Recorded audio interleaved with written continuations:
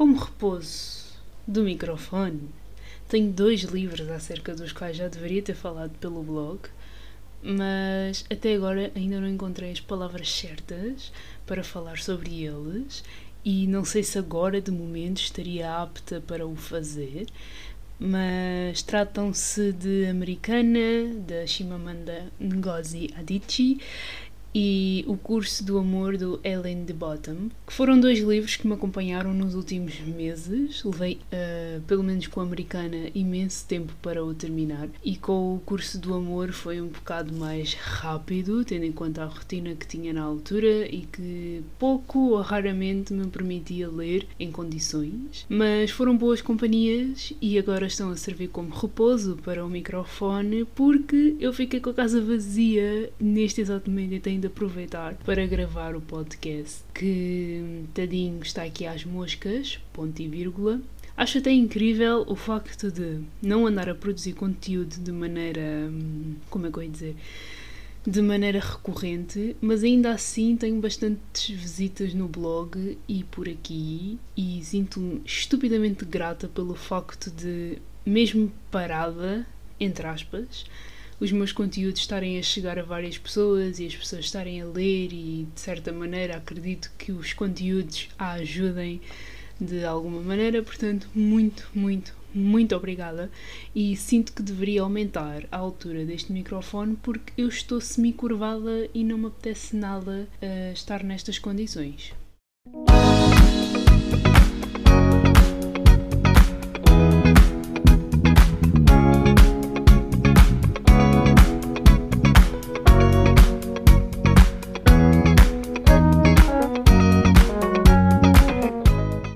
Acho que assim está relativamente melhor. O bom de gravar diretamente no computador é que eu tenho a oportunidade de colocar pausas quando eu estiver a pensar naquilo que vou dizer, e isso poupa-me trabalho depois, quando for para editar. Enfim, estava aqui a fazer os meus trabalhos da faculdade. Sim, voltei a estudar.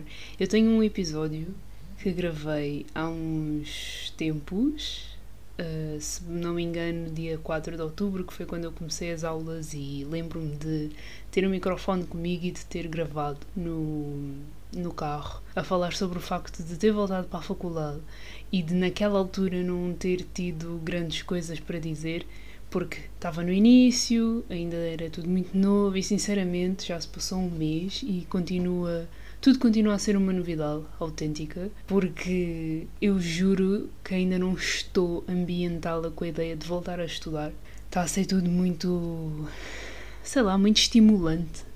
A sério, está a ser bem positivo, está a ser uma experiência muito boa, muito positiva. Estando agora na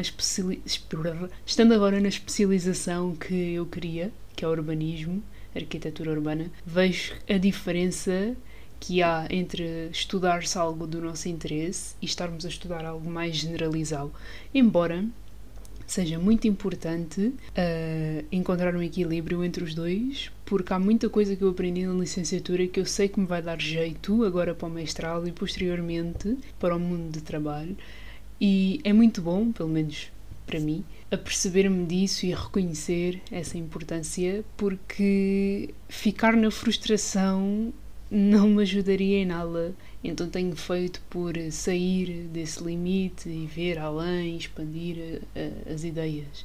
Enfim, mas antes de avançar um pouco mais, saudações ouvinte do podcast. Como é que tu estás desde a última vez em que nos encontramos? O meu nome é Caroline Ramos, hoje é dia 11 de novembro de 2021, são de momento 19 horas e 1 minuto, e seja bem-vindo ou bem-vinda a mais um episódio do Congresso Botânico.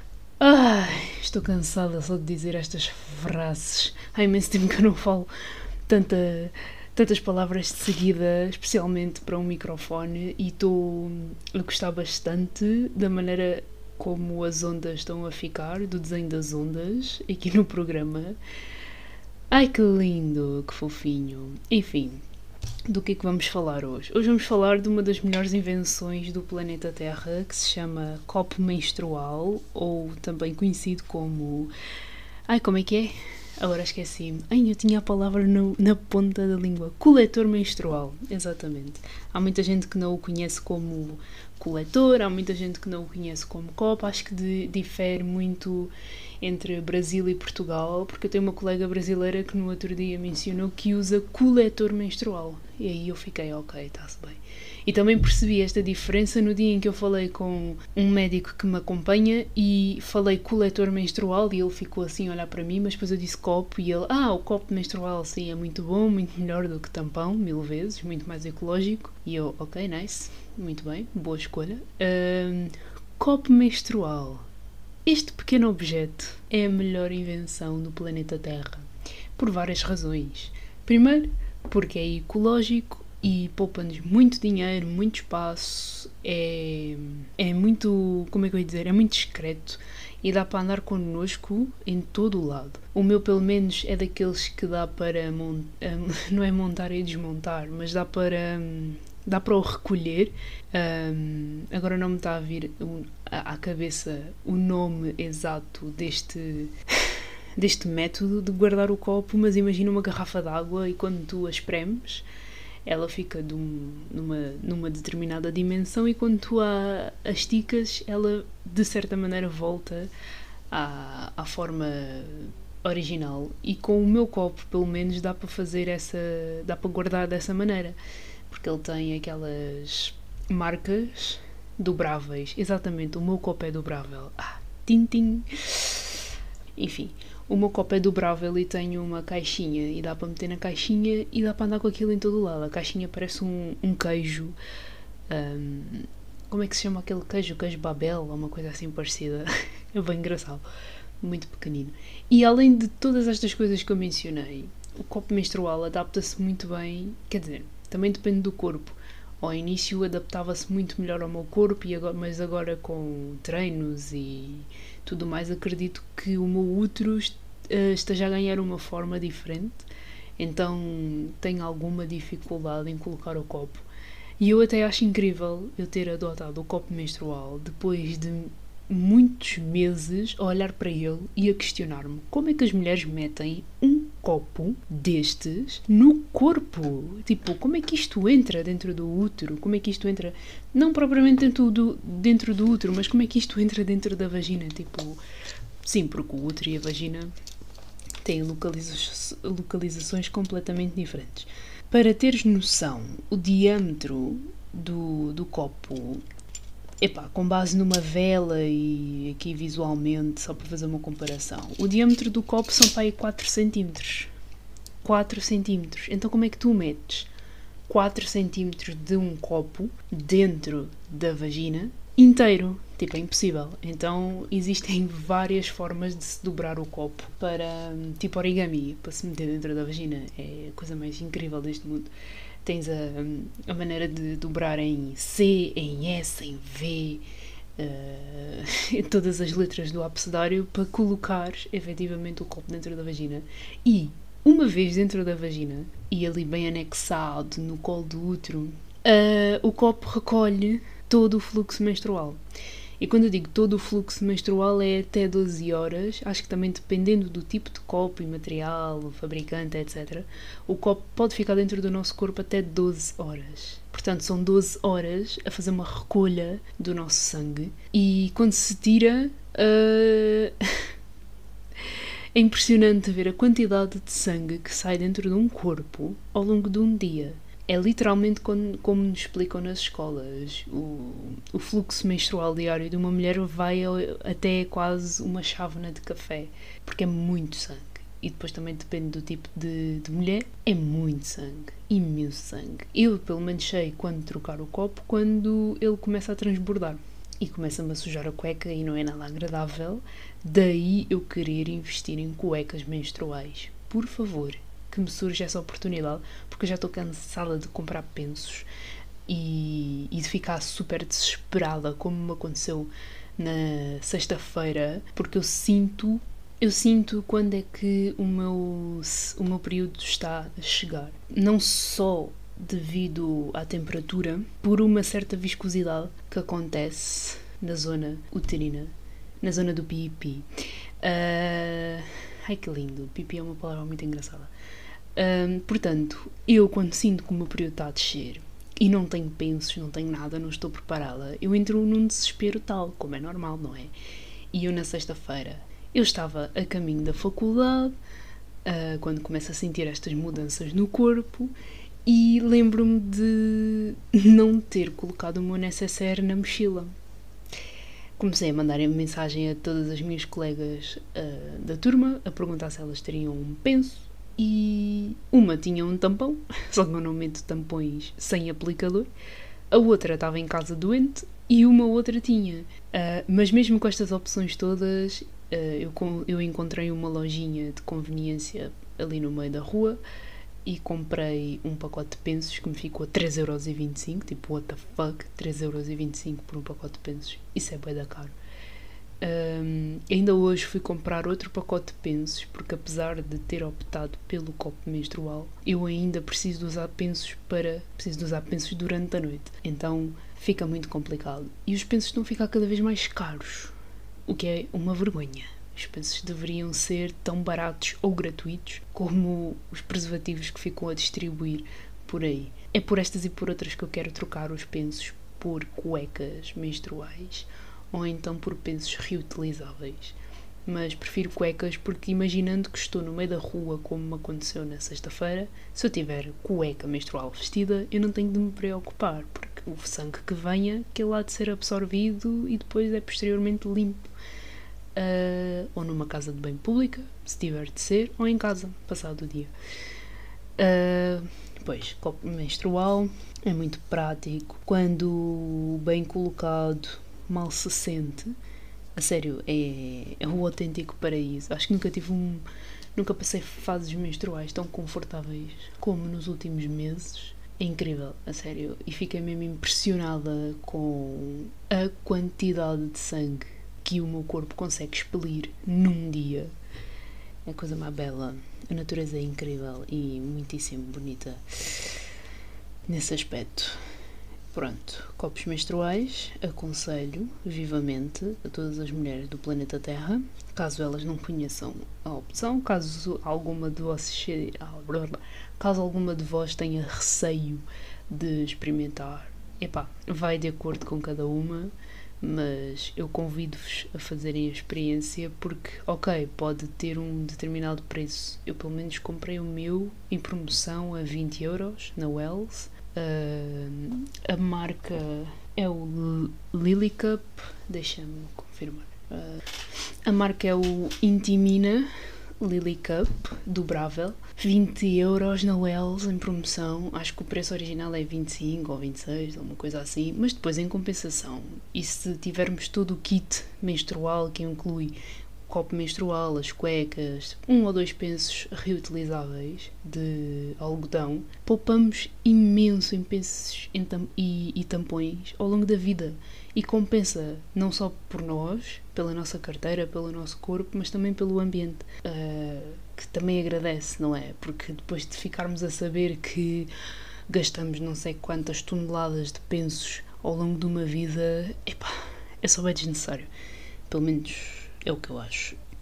Próximo tema que eu deveria ter apontado quando me veio à cabeça, portanto eu não me estou a lembrar muito bem do que é que seja, mas acho que era para falar sobre a faculdade, sobre o facto de eu estar a curtir milhões de urbanismo, das cadeiras que tenho tido.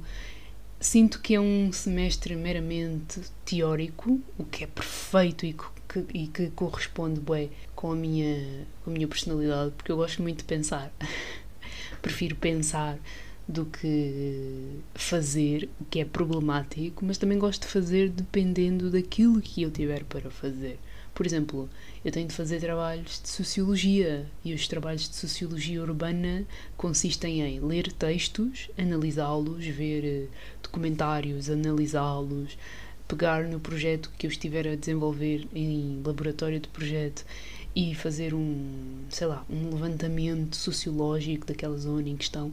Portanto, é uma prática bastante interessante. Ou mesmo, por exemplo, infraestruturas e redes urbanas, em que eu tenho de desenhar uma zona que vai ter quarteirões e vias e mais não sei quantos detalhes que envolvem infraestruturas.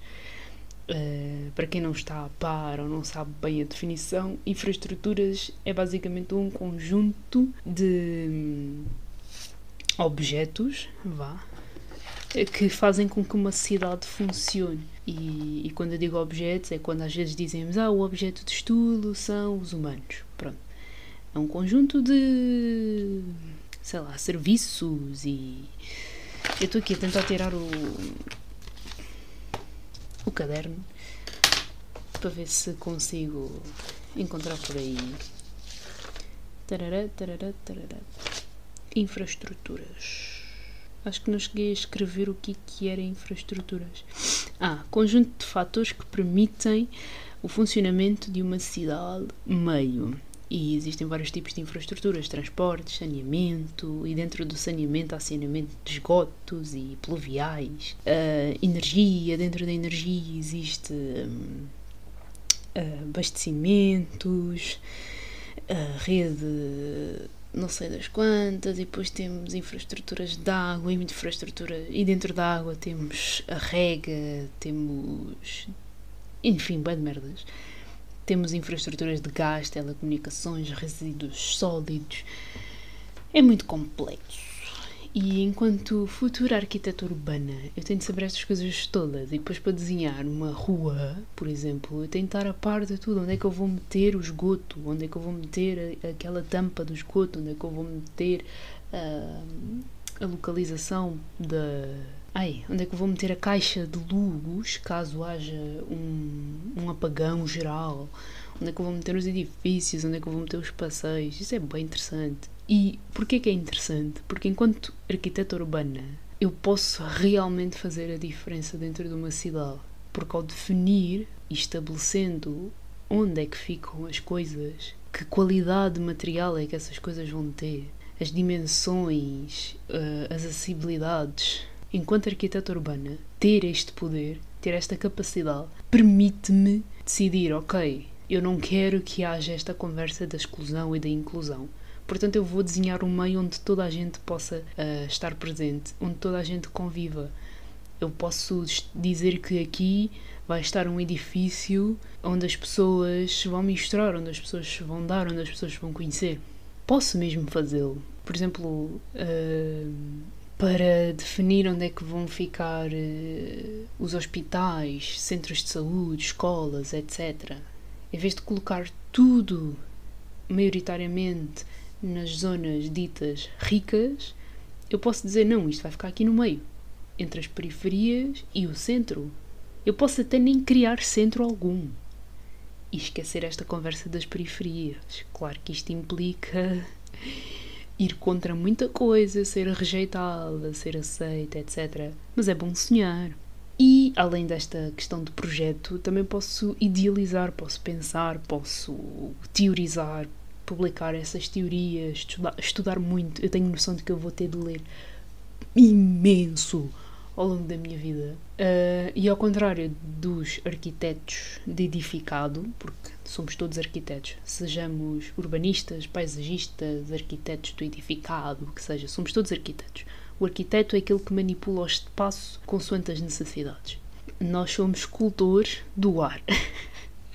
Ao contrário dos escultores que utilizam pedra ou qualquer outro material que eles saibam trabalhar, o arquiteto esculpe o ar, o espaço. Nós esculpimos os espaços com os edifícios, com as ruas, com as paisagens verdes que nós desenhamos. E é bem interessante, na realidade.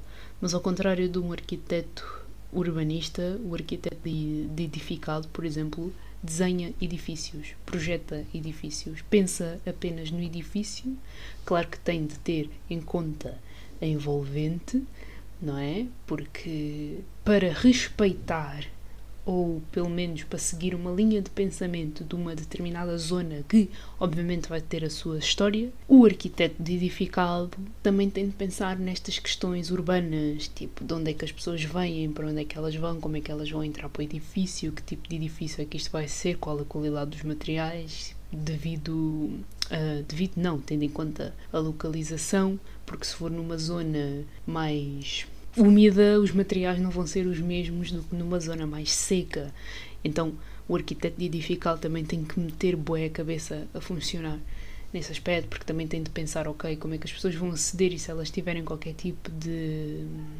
Eu não quero usar a palavra deficiência.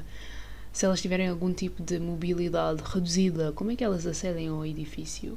E depois eu, enquanto arquiteta urbana, também tenho que pensar, ok, existem muitas pessoas que têm dificuldades de se locomoverem, seja porque andam de cadeiras de roda, ou seja porque usam muletas, andarilho, o que seja. Então a rua tem de estar preparada para isso. Por exemplo, agora estou a desenvolver um projeto em que eu tenho de ter em conta espaços verdes, ciclovias, ruas, com diferentes hierarquias. Por isso é que vou já dizer um spoiler. Devido a este tipo de hierarquias, ou seja, a importância da rua, as dimensões diferem, exatamente para dizer, ok, esta rua é uma rua principal, distribuidora, portanto vai ter esta dimensão. E são ruas gigantes, como por exemplo a Avenida da Liberdade.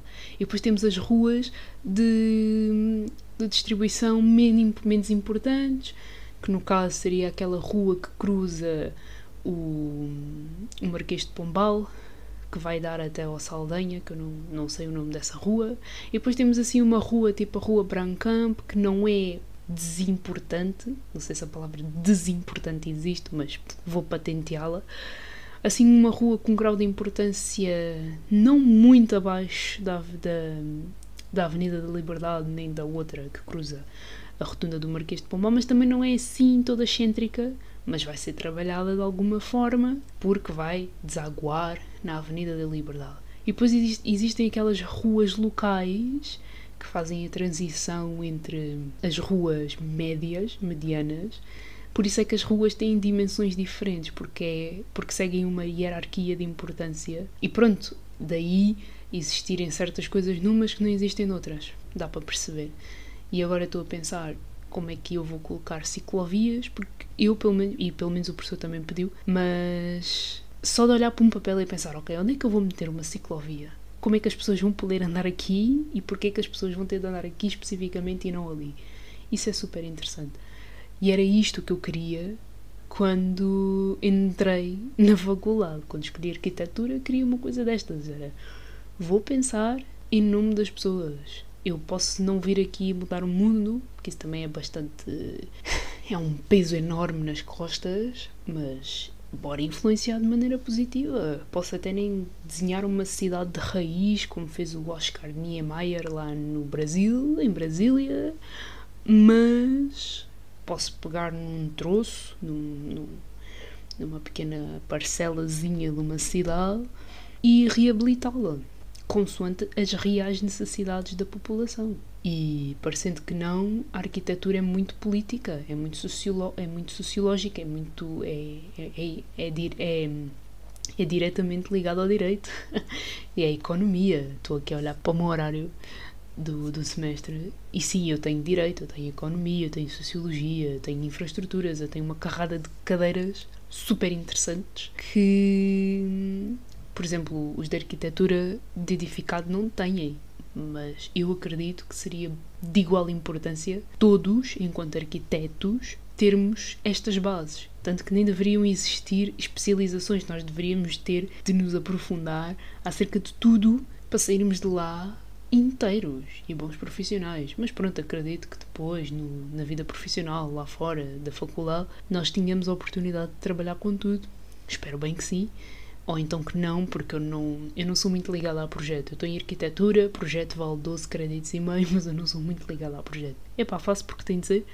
E é importante também para desenvolver a parte teórica, para saber se funciona, tenho que pegar um bocadinho de projeto. Mas entregar-me a 100%, não é uma cena que me chama. Vou só dedicar-me a isso a 100% na faculdade, porque quero ter uma nota como deve de ser, mas também já decidi que para o 5º ano vou escrever uma dissertaçãozinha. Claro que tenho que fazer um bocadinho de projeto para provar que a minha teoria ou que as minhas ideias não são assim tão descabidas, mas uma dissertação é maioritariamente leitura e escrita. Isso é bué a minha cena. Se bem que, para ultrapassar estes limites internos, talvez focar-me numa tese também não seja mau de todo.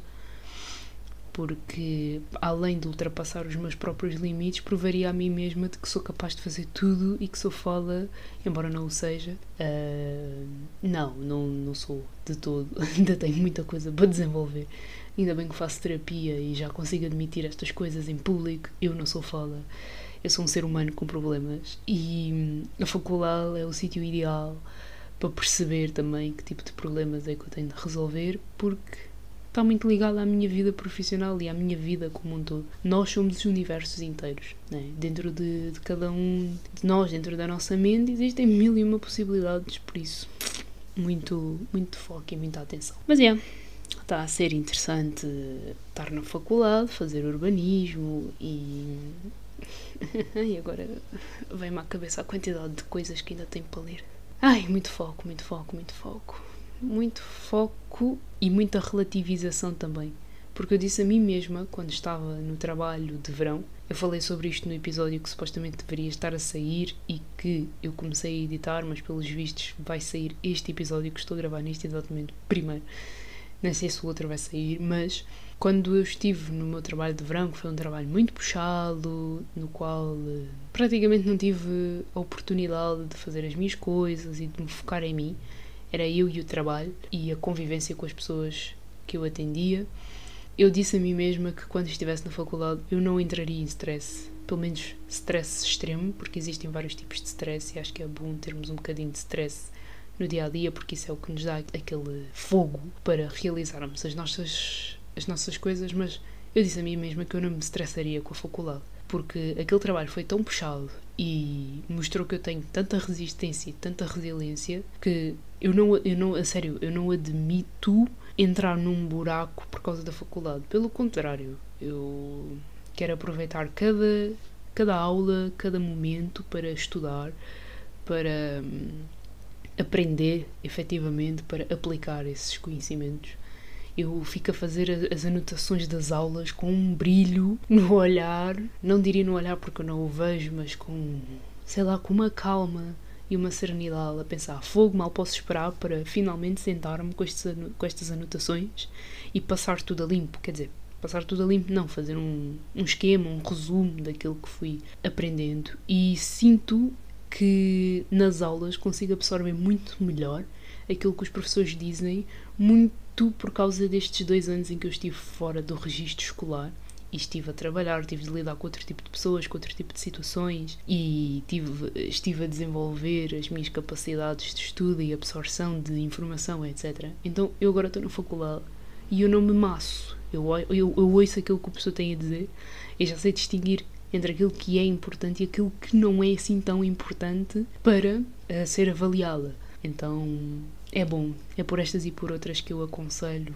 anos sabáticos, também conhecidos como gap year, porque aprendemos a ter estaleca, aprendemos o que é importante e o que é que não é, e isso é muito bom para o dia-a-dia, a sério, muito bom mesmo.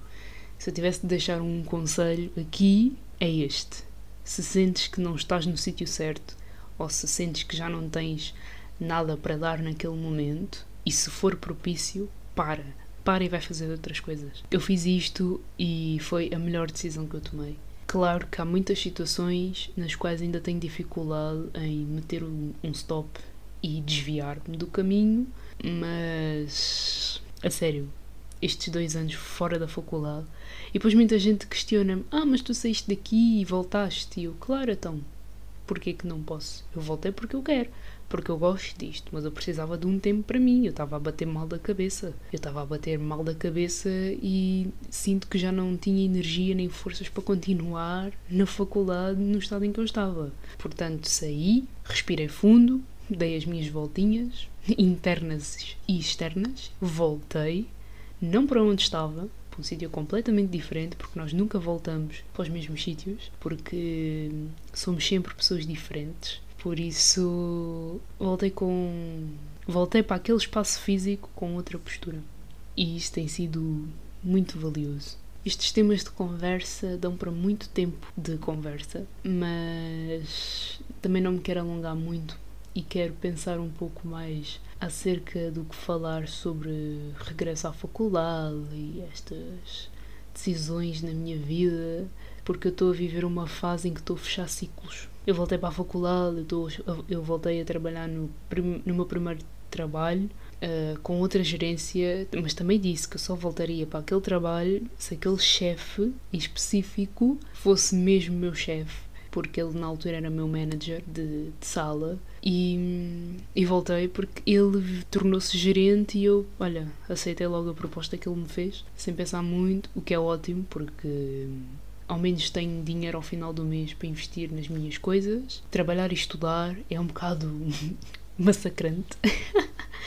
É massacrante no sentido de, por vezes, não haver horas de sono que cheguem e aqueles dias, né, aquele momento em que vou trabalhar, se calhar poderia estar a estudar, mas uma coisa boa no meu horário de trabalho e que na altura em que me cruzei com isto pela primeira vez achei um crime autêntico. O bom do meu horário de trabalho é que eu tenho um período de 4 horas de pausa e nessas 4 horas eu consigo fazer trabalhos da faculdade, ou pelo menos começar os trabalhos da faculdade, e isso é bem bom porque não estou a perder tempo, estou a usá-lo da melhor maneira que consigo. E depois durante a semana faço a minha vida, vou ao ginásio, vou à terapia, estudo, e como nas aulas eu consigo apreender muito bem a informação, não me sinto aquela necessidade de chegar a casa e tipo, tenho que estudar isto porque senão vou-me esquecer. Tipo, calma, chill, vai ler os livros da bibliografia, vai ver documentários, vai estudar por outras fontes que informações nunca faltarão, nem se vão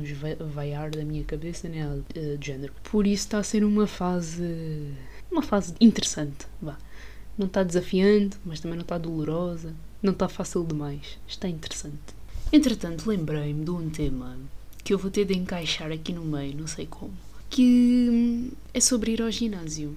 Talvez até deixe isto para um outro episódio, mas ir ao ginásio tem sido muito engraçado e fascinante. Eu até cheguei a dizer à minha PT que nunca antes na vida me tinha sentido tão feliz por ir ao ginásio. Porque pela primeira vez eu não estou a ir para o ginásio com o objetivo de emagrecer. Eu estou a ir ao ginásio literalmente por problemas de saúde, problemas físicos e hormonais que, enfim, necessitam de exercício físico. E hoje fui ao ginásio e fiquei lá 2 horas porque o treino, não sei como, durou bué de tempo. Mas eu saí de lá acabada e relaxada. Quando eu tomei o meu banho de água quente aqui em casa, eu fui para outro planeta e fiquei por lá.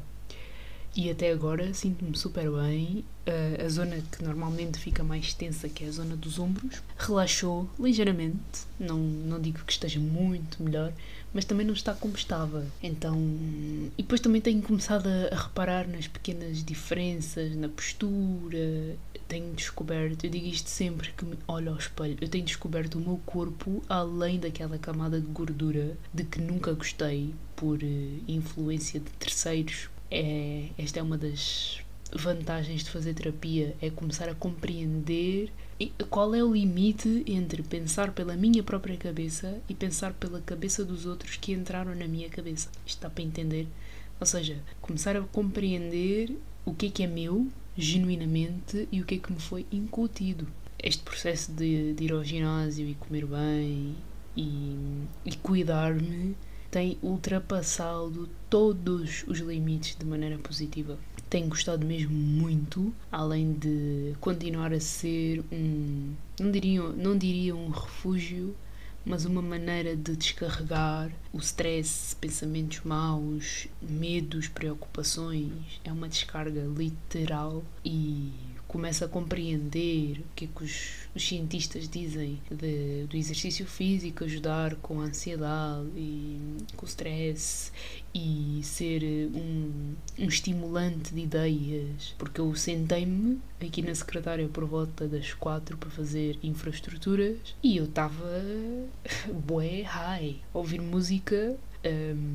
Já agora estava a ouvir, comecei por ouvir The Comet is Coming e depois o Spotify meteu-se ali naquelas sugestões com base no género de música e eu estava bué na minha e tive bué ideias.